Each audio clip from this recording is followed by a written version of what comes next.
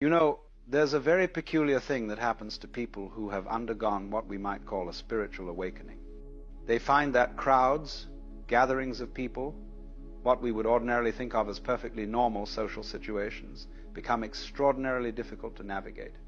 And I don't mean difficult in the sense of social anxiety or shyness, though it might appear that way from the outside. I mean something far more subtle and far more profound. When you wake up, when you see through the game that most people are playing, when you recognize that the emperor has no clothes, you begin to experience crowds in an entirely different way. It's rather like being the only sober person at a party where everyone else is intoxicated. You can see what's happening with a clarity that's almost painful, while everyone around you is completely absorbed in the drama, completely identified with the performance. Let me describe what this actually feels like, because it's quite remarkable. When a spiritually awake person enters a crowd, the first thing they notice is the noise.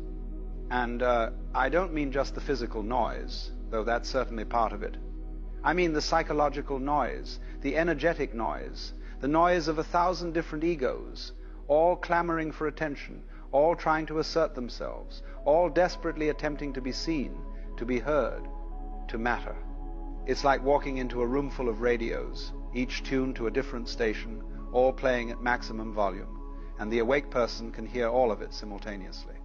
They can feel the anxiety radiating from one corner, the anger pulsing from another, the desperate need for validation coming from someone nearby, the performance of superiority from someone else.